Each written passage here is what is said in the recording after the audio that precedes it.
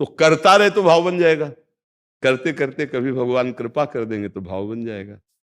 महाराज जी, जैसे कोई एक उड़िया बाबा के उपदेश जो आपके बहुत प्रिय है महाराज जी, उसमें कुछ प्रश्न उत्तर हैं साधकों के। महाराज जी, उड़िया बाबा से किसी ने प्रश्न किया, मनुष्य को भगवान की इच्छा पर निर्भर रहना चाहिए या पुरुषार्थ पर? तो उड़िया बाबा उत्तर देते हैं कि भगवान की आज्ञा पालन करते हुए पुरुषार्थ करने में तत्पर रहना एवं फल में उनकी इच्छा पर निर्भर रहना चाहिए, क्योंकि पुरुषार्थ तीव्र करने से भगवत कृपा से सब कुछ हो सकता है। पुरुषार्थ करते हुए भी सिद्धि असिद्धि में भगवान की इच्छा की प्रधानता समझनी चाहिए।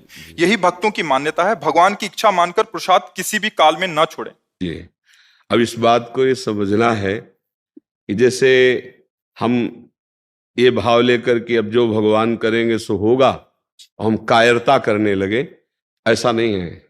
भगवान के आश्रय से, भगवान की इच्छा पर निर्भर रहने वाला उपासक भगवान की आज्ञा का पालन करता है। उसमें लिखा है आज्ञा पालन। सबके लिए अलग अलग धर्म है। एक है भागवत धर्म, जो हम भगवान की उपासना करते हैं, उसमें भी कोई शिव उपासक है, कोई राम उपासक है, कोई कृष्ण उपासक है, कोई माँ का उपासक है। और उपासना के अलावा हमारा व्यवहारिक धर्म है, एक लोक धर्म। जैसे हम किसी के पति हैं, किसी के भाई हैं, किसी के पुत्र हैं, किसी के पिता हैं।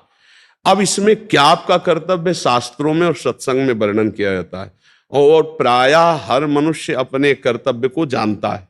इतना ज्ञान भगवान ने दिया है। आपका बहन के साथ कैसा बर्ताव होना चाहिए, आपका माँ के साथ कैसा बर्ताव होना चाहिए, आपका पिता के साथ कैसा बर्ताव होना चाहिए, आपका अपने साथ कैसा बर्ताव होना चाहिए। ये धर्म लोक धर्म है। लोक धर्म का पालन शास्त्र आज्ञा के अनुसार करते हुए भागवत धर्म में पहुंचना है। निरंतर भजन, भगवान की लीला कथाओं का श्रवण कथन, किसी का भी अमंगल अहित न मन से, न शरीर से, न वाणी से, जो हमारे समीप है उनको सुख पहुंचाने की भावना, ये भागवत धर्म के अंतर्गत आती। सारे कर्म भगवान को समर्पित कर देना।